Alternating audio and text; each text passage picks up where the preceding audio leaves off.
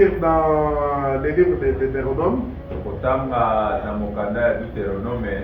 verset, donc chapitre 7, verset 9. Merci de l'autre côté. Sache donc que c'est l'Éternel, ton Dieu, qui est Dieu. Ces Dieu fidèle garde son alliance et sa miséricorde jusqu'à la 1000e génération envers ceux qui l'aiment.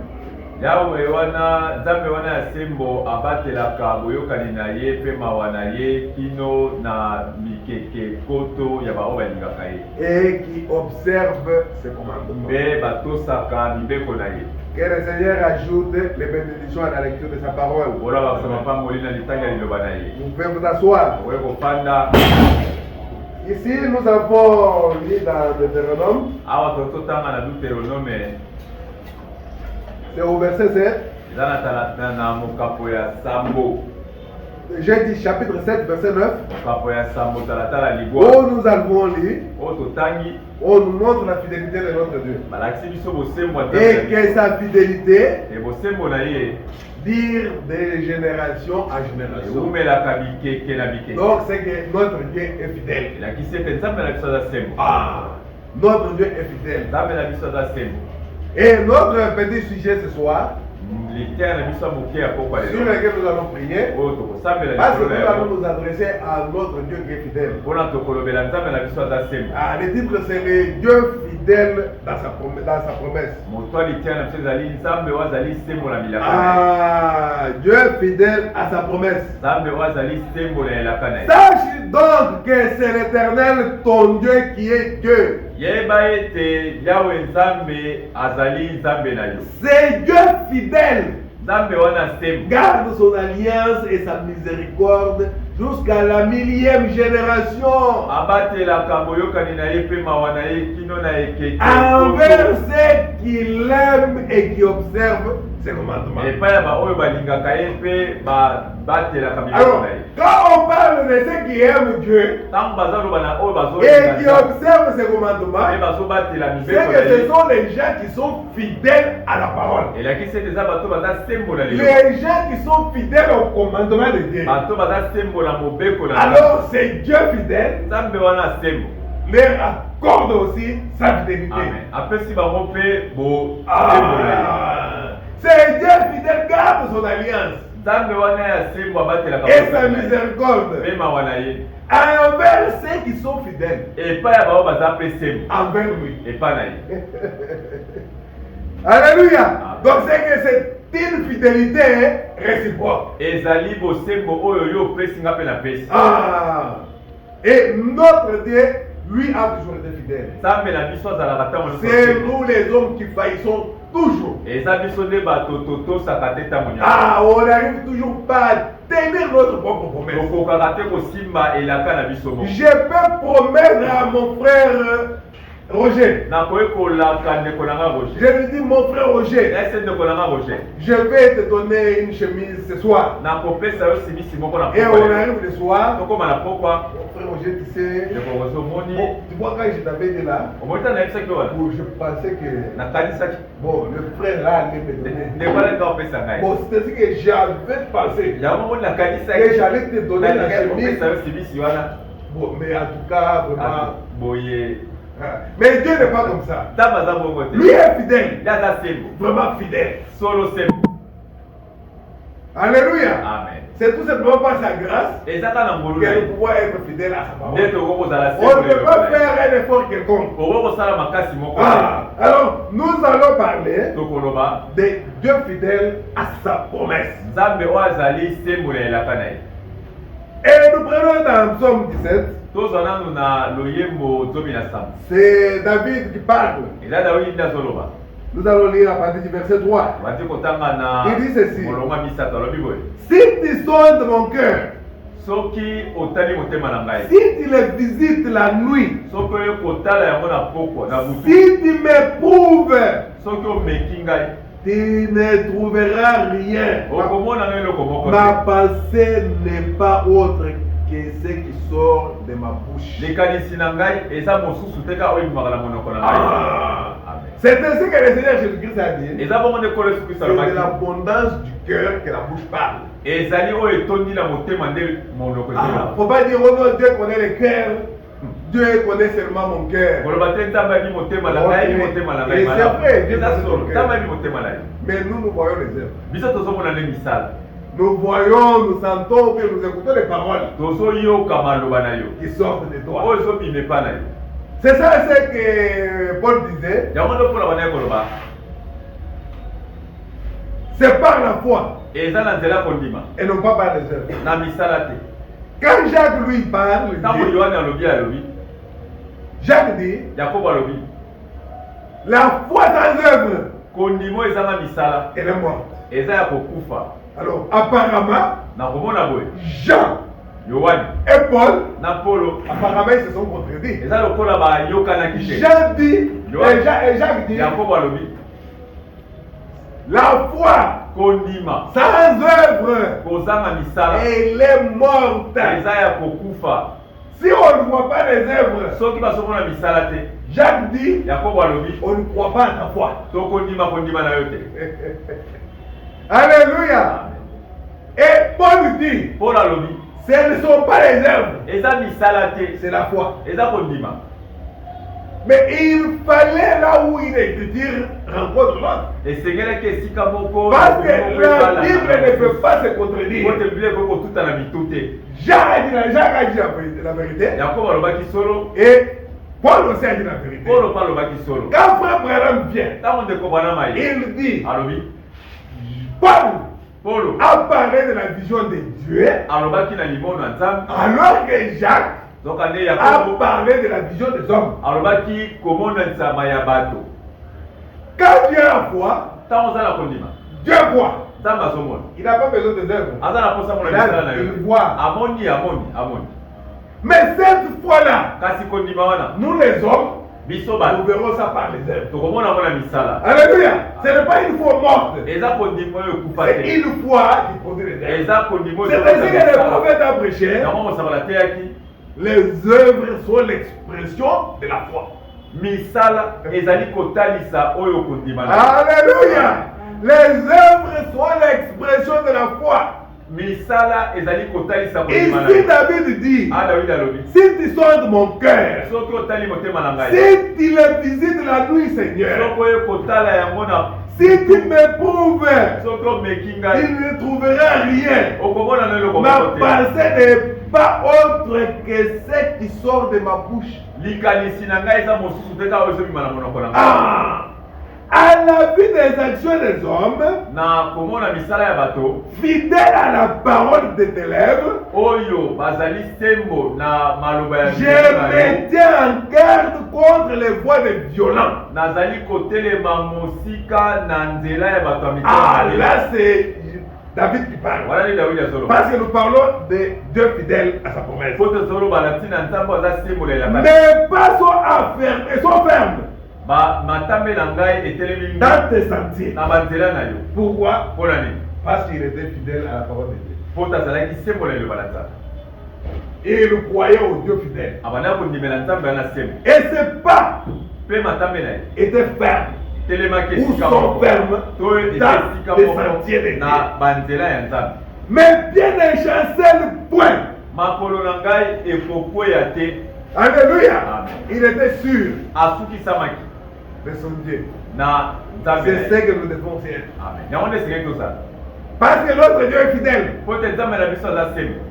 Et nous devons être aussi fidèles à sa parole. Il dit, je t'invoque, car tu m'exauces. Oh Dieu, incline vers moi ton oreille. Écoute ma parole. C'est ce que nous allons dire à notre Dieu ce soir. Seigneur, incline ton oreille vers moi. Écoute ma prière. Toi qui es fidèle. Alléluia. Merci Seigneur. Parce que nous n'avons pas le temps. Et nous allons lire les prophètes. Qu'est-ce que Frère Branham nous dit? C'est dans les livres d'exposé de cet âge. À la page électronique, c'est 333. Troisième tiré. Alors, les prophètes parlent d'Apocalypse 3 ici. Là où il est écrit, voici ce que dit le témoin fidèle et véritable. Et le témoin fidèle là, c'est le Seigneur Jésus-Christ. C'est celui qui était et qui vient. Les tout-puissants. Les témoins fidèles. Et le frère Branham dit, là je voudrais vous montrer ce que je trouve dans l'idée de fidèle. Ah, c'est qu'on appelle fidèle. Vous savez que nous parlons souvent d'un grand Dieu. Il ne change pas. Dont la parole ne change pas. Et le prophète dit, parfois en parlant comme ceci, on parle, c'est comme un mythe. Ou quelque chose qui a existé. Le prophète dit, et quand nous parlons de lui de cette façon-là, nous le représentons souvent d'une manière qui nous rend très impersonnels. Il semble que Dieu a fait l'univers et toutes les lois. Et qu'ensuite il s'est retiré et est devenu un grand Dieu impersonnel. C'est comme ça que nous pensons toujours. Et le prophète dit, non, il est toujours là.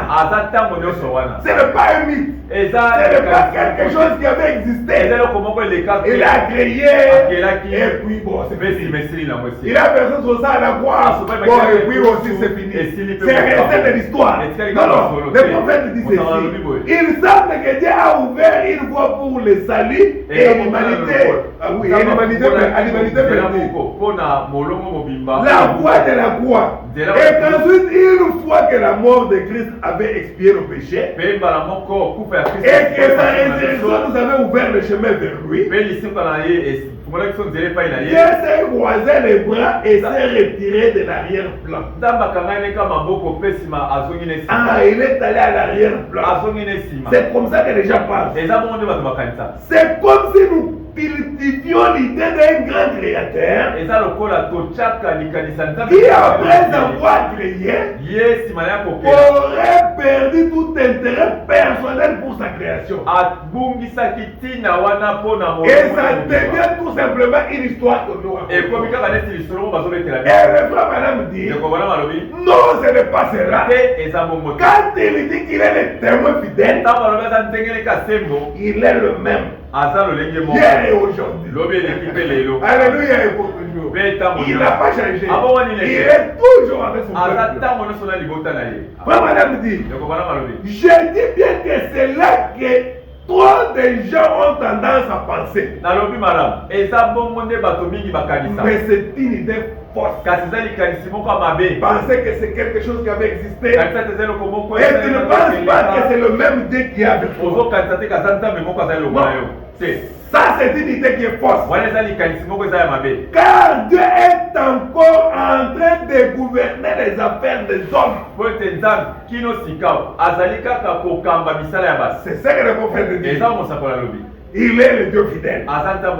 Alléluia. Et il est fidèle à sa promesse. Il est à la fois celui qui nous a créés et celui qui nous fait vivre. Alléluia. Dieu nous a créés et c'est lui-même qui nous fait vivre. Ah, si ce n'est pas lui, ah, c'est difficile. Parce que quand on passe à une histoire, Là, c'est comme si c'est quelque chose de passé. C'est comme si tu oublies que Dieu est avec toi. Des générations en génération, il est fidèle. Alléluia. Et vous madame dit, il a été souverain. De son propre gré, il a établi le plan de salut de ses propres élus. Dieu a fait un plan. Il a placé les choses de son propre gré. Adam doit tomber. Mais il ne sera pas tombé comme ça. Bon, j'avais déjà prévu. Il y aura Ève. À partir de Ève, Adam va tomber. Alors je viendrai qu'on parle. C'est ça. L'agneau qui fit immolé avant la fondation du monde. Mais le monde n'était pas encore créé. Mais l'agneau était déjà immolé. Il était immolé pour dans la pensée de Dieu, Dieu avait tout un plan. L'homme devait tomber. Et lui devait manifester son attribut. La tribu de sauveur. Les rédempteurs. Les parents rédempteurs. Les plus proches parents de l'homme. Alléluia. Il a fait son plan. Pour ses propres élus qu'il connaissait d'avance. Le fils est mort sur la croix. Pour fournir les moyens du salut. Et le Saint-Esprit exécute soigneusement la volonté du Père. Le nous dit que Dieu n'est pas une histoire. Il est présent en train de gouverner les affaires des hommes. Recommande ton sort à l'Éternel. Et il agira. Alléluia. Donc c'est que ce n'est pas de l'histoire. C'est quelque chose de réel. Il met ici ses enfants. Il est maintenant en train de faire toutes ces choses selon les desseins de sa propre volonté. Et frère madame dit, il est en plein milieu de tout. Il est au milieu de son église. C'est grand créateur. C'est Dieu sauveur. Agit fidèlement parmi les siens. À ce moment même. Parce qu'il est le grand berger des brebis. C'est ça l'idée que le prophète va nous dire. Il dit que quand on parle du Dieu fidèle, cela veut dire qu'il est toujours avec son peuple. Et qu'il conduit les affaires de son peuple. Il a connu d'avance. Ce n'est pas quelque chose où il avait créé l'univers et puis c'est fini. Et puis il est resté à l'arrière-plan. Non, non. Il est le grand berger de brebis. Son existence même est pour les siens. S'il est là, c'est pour les siens. Il les aime et s'occupe d'eux. Alléluia. Le Dieu fidèle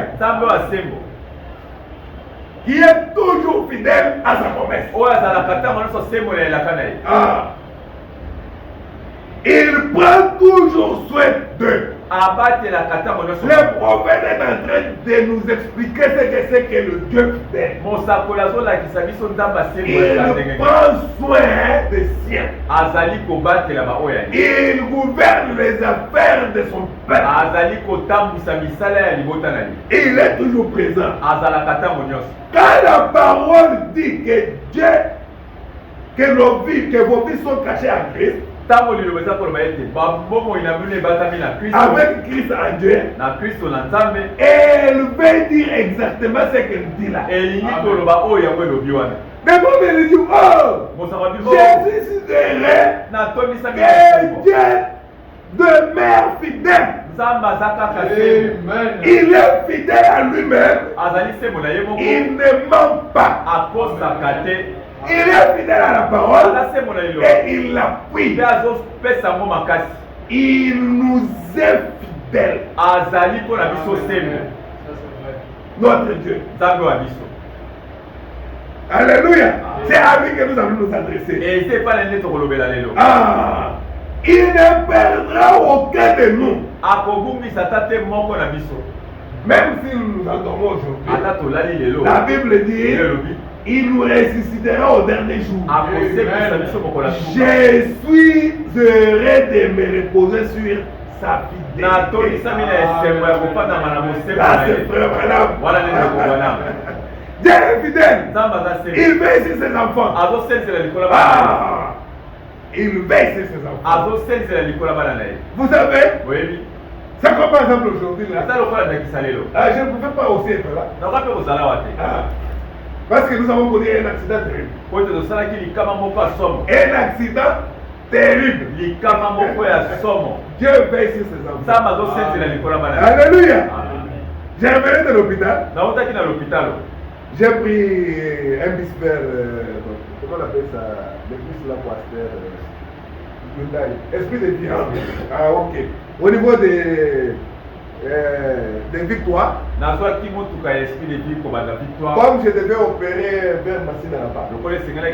Alors, j'ai quitté l'hôpital général très tôt matin à 6h.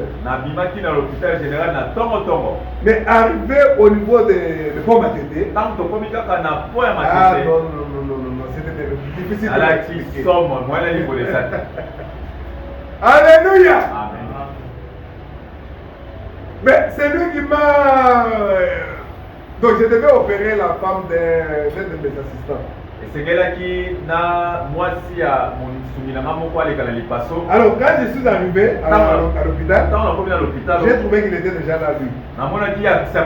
Il m'a dit, ah, je croyais que tu allais me bouffer les pions. Non, non, tu allais me bouffer les pions, tu allais arriver à l'hôpital. Ah, j'ai dit bon. J'ai connu un petit retard là parce qu'on a connu un accident au niveau de mon homme Michel. En face de Akram là. Il dit quoi? Mais je suis passé par là. J'ai vu l'accident. Mais j'ai vu les sang sur la route. Beaucoup de ça là. Des véhicules cabossés. J'étais dans les véhicules là. Je devais même commencer à filmer. Beaucoup de gens étaient là en train de filmer.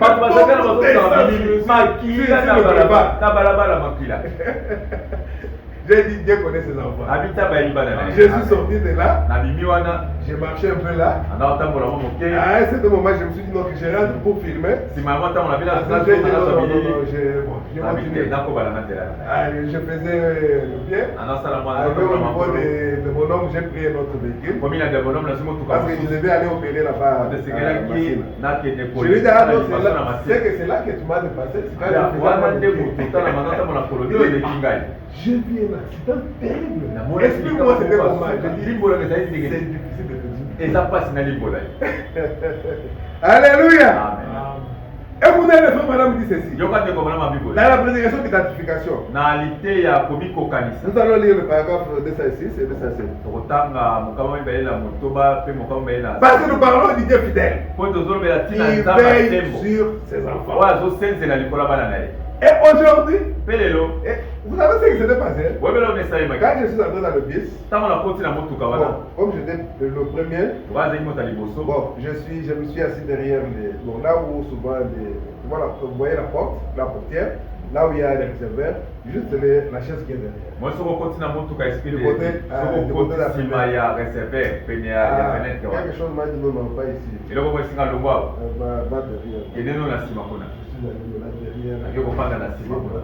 sais pas si j'étais là où il était le receveur. Je ne pouvais pas être là.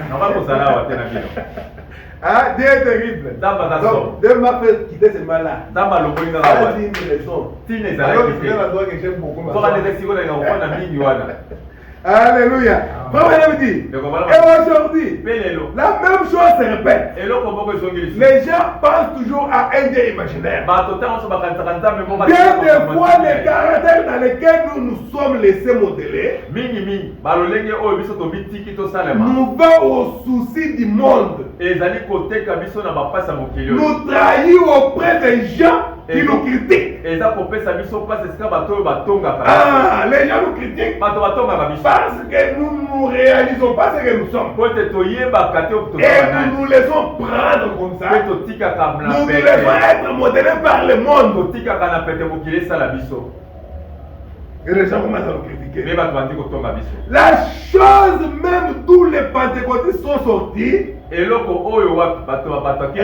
retourne carrément en plein au milieu d'eux. Une fois de plus, la mondanité. Les gens ont oublié le Dieu fidèle. Parce que Dieu est toujours fidèle à sa parole. Et il prend toujours soin de ceux-là qui gardent ses commandements. Et ceux-là qui l'aiment. Alléluia.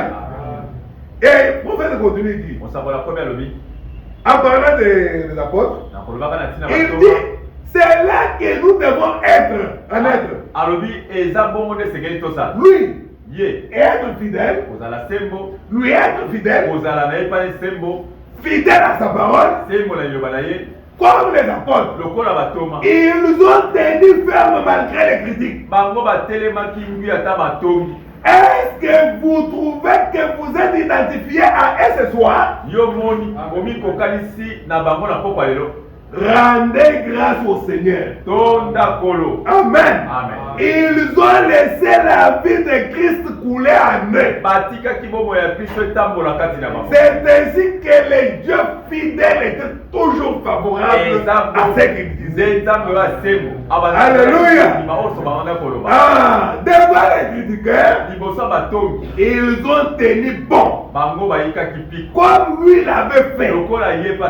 Ils sont restés fidèles à sa parole. Jusqu'au point où quelqu'un a même dit. C'était le roi Agrippa. Il parlait à Paul. Il dit, quelqu'un a dit, tu veux presque me persuader d'être un chrétien. L'un de ses critiqueurs. Quand Paul a commencé à lui parler, finalement, tu peux me persuader d'être chrétien. Parce que ça commençait à entrer déjà. Alléluia. Ça doit être comme ça envers le monde. Quand nous sommes avec le monde, nos frères qui sont dans le monde, nos amis et les autres, ils voient qu'en nous écoutant, ils puissent vouloir venir à Dieu. Alléluia. Parce que le roi Agrippa il est intéressé, c'est pas moi zen. Bon. Pourquoi Agrippa? Tu peux me persuader de il faut essayer. Par notre vie, nous devons influencer la vie des autres. Comme nous avions vu l'autre fois, Osias, qui était né d'un père pieux et d'une mère pieuse. Et il était devenu roi à 16 ans. Alléluia. Et il a influencé Esaïe par sa vie. Et lui aussi s'est appuyé sur Esaïe. Parce que Esaïe était prophète. Il donnait des visions, il donnait des choses. Et cela a influencé encore davantage les rois Osias. C'est ainsi que le prophète dit, quand tu veux avoir un ami, il faut avoir un ami chrétien. Alléluia. Un ami chrétien. C'est lui qui est dans le monde, amène-les qu'il voit le Seigneur. Il ne doit pas être ton ami là dans le monde. Il doit venir au message et voir la parole. Il dit dans l'influence au Parlement 79. On ne va pas vraiment traîner. Parce que nous parlons seulement du Dieu fidèle. Il veille sur les siens. Madame dit, les jeunes rois exerçaient une influence sur les jeunes prophètes. Et il s'appuyait sur le bras de ses prophètes. Donc, ils s'influençaient l'un et l'autre. Alléluia. Il faut que quand je suis avec le frère Christian, il faut que je puisse profiter de ce qu'il a. Non seulement que moi je profite, mais il faut qu'il trouve aussi quelque chose de bon à moi. C'est un peu comme ça là. Alléluia. Et quand je trouve qu'il est fidèle à la parole, et que je trouve que je suis fidèle à la parole, quelque chose doit se passer. C'est ça que le madame dit. Les jeunes rois exerçaient une influence sur les jeunes prophètes. Et ils s'appuyaient sur le bras de ces prophètes. Car ils savaient qu'il était un prophète. Et il avait tout le temps à ses côtés pour jouir de son influence. Issu de ses visions et de tout. De la part de Dieu. Alléluia. Afin de savoir comment diriger son royaume. Une bonne influence. Mais c'est lui qui te côtoie là. Mais qu'est-ce que lui t'influence dans le bien? Dans la parole. Le message de l'heure. Donc il faut l'influencer. Qu'il puisse croire au message. Qu'il croit à la parole. Car notre Dieu est fidèle. Et frère madame dit, et cela fit de lui un grand homme. L'influence de quelqu'un d'autre peut faire que tu deviennes un grand homme. Alléluia. Être toujours accompagné de celui qui a réussi. Ah, tu seras aussi poussé à réussir. Voilà. Alléluia. C'est comme une fois là. Il y avait un papa qui me disait, tu sais, là j'étais encore petit. Tu sais, ça dépend de la personne que tu fréquentes. Si tu es avec quelqu'un qui va faire matin, soir, donc l'idée te viendra d'avoir la houe et puis une machette. Si tu es chaque jour avec quelqu'un qui a un véhicule, tôt ou tard, tu vas te chercher aussi un véhicule. Voilà. Si tu es à côté d'un forêt, chaque jour, mon colonel, c'est mon colonel. Ah, ouais, je vais tu vas aussi. C'est le bon, allez, moi, c'est que vous voulez me parler de l'influence. Alléluia.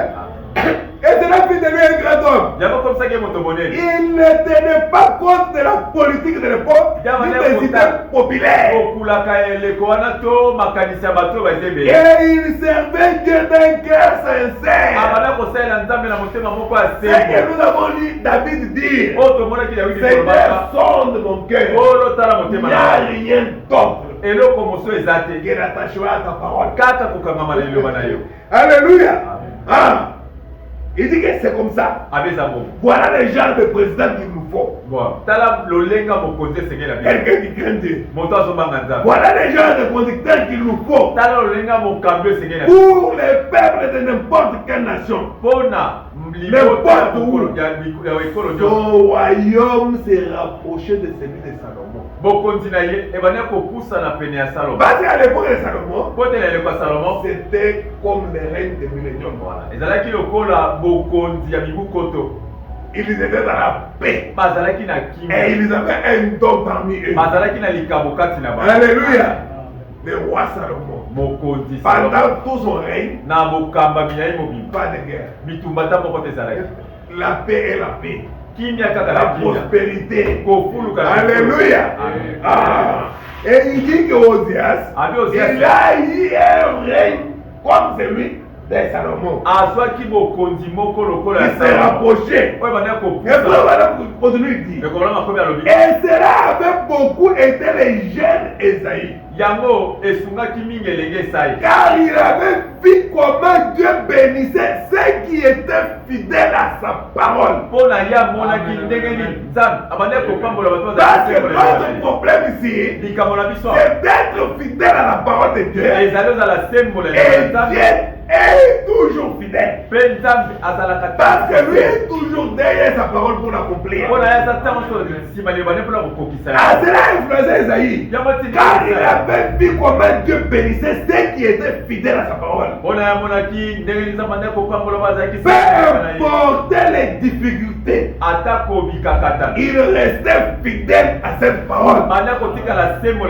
Et c'est aussi un exemple pour nous aujourd'hui. Restez fidèle à la parole. Et cela exerçait une grande influence sur lui. Alléluia. Dieu bénit ceux qui sont toujours fidèles à sa parole.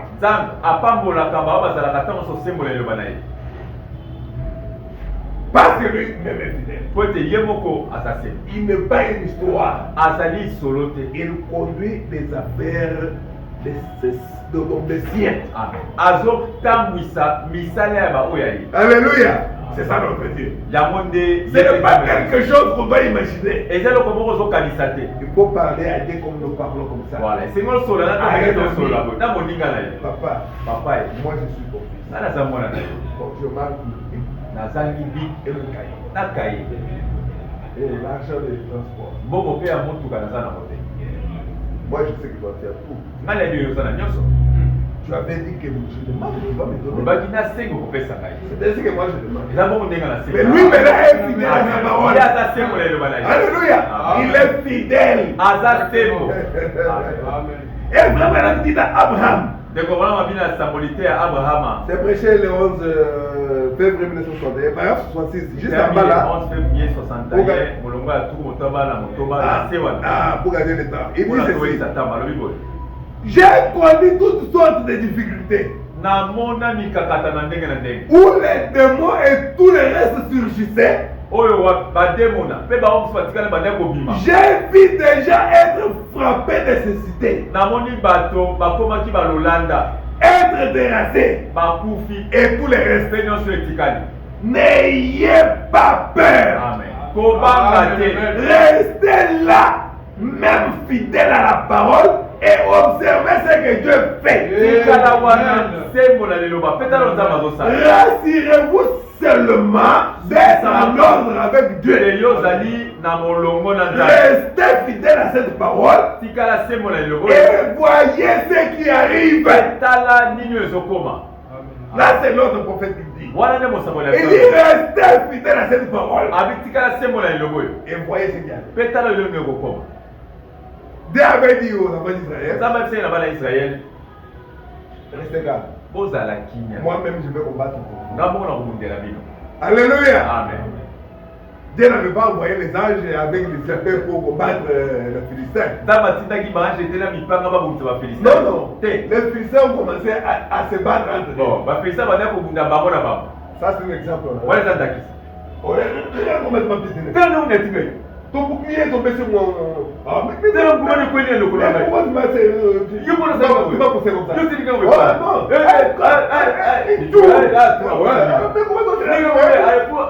Ils se sont entretués. L'armée de Philistins. Et les Israéliens étaient là.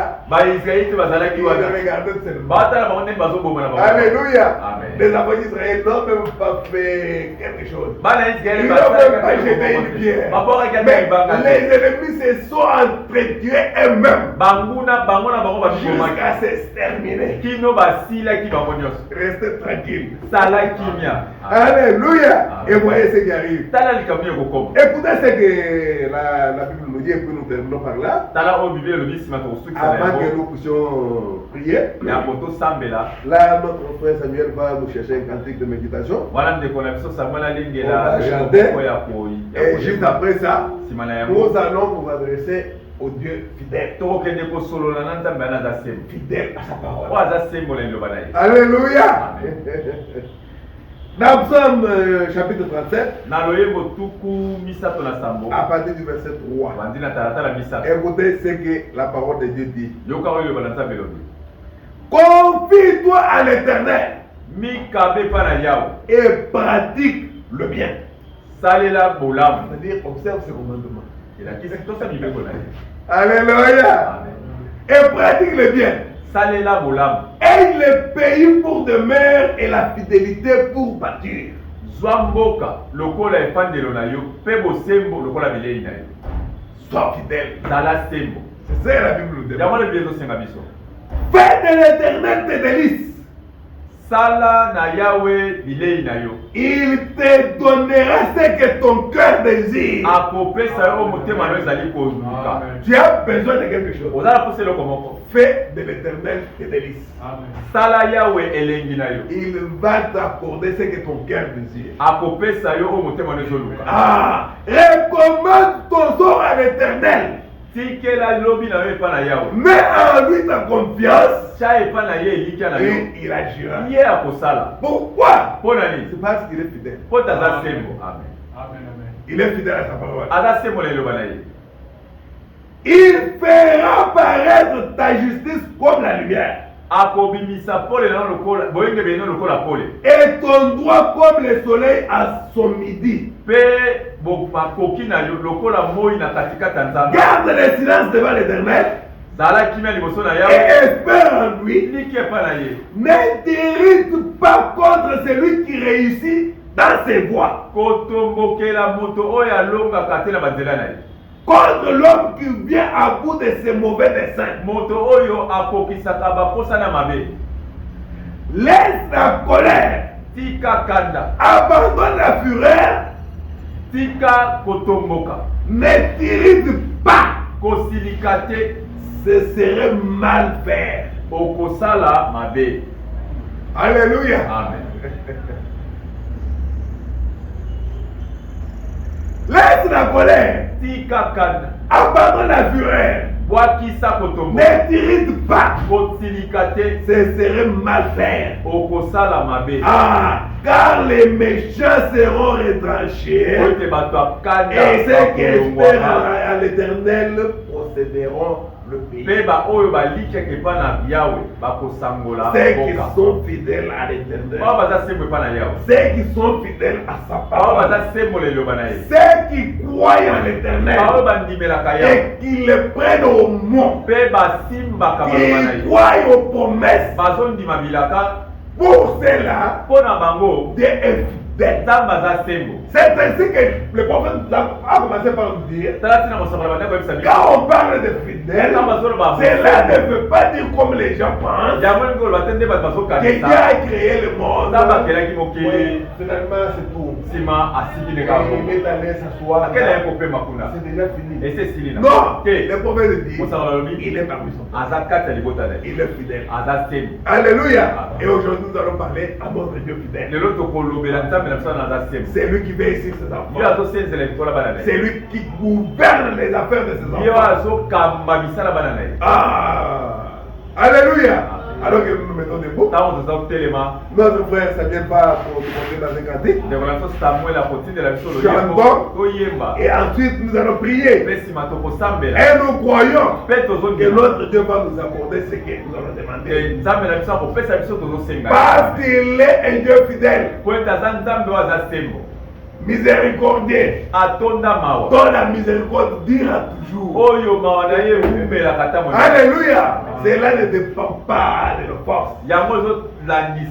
C'est sa grâce, sa miséricorde. Par nos propres efforts, nous ne saurons rien faire. C'est ça que le Seigneur Jésus-Christ a dit. Je suis le seul et vous, vous êtes les serments. Sans moi, vous ne pouvez rien faire. C'est pourquoi nous allons simplement implorer sa grâce, sa miséricorde. Lui qui est fidèle à sa parole. Parce qu'il a dit qu'il est miséricordieux. Quel que soit ce que tu as fait, quel que soit ton problème, alléluia. Nous avions lu une fois avec vous. Les prophètes disent expiation ou pas. Bon. Balimbisa yo toté. Dans certaines circonstances, na makambo mosusu Dieu agit. Amen. Et encore. Paix à paix ça. Alléluia. Amen. Alors que notre frère va nous conduire dans les cantiques, nous allons chanter et puis on va prier.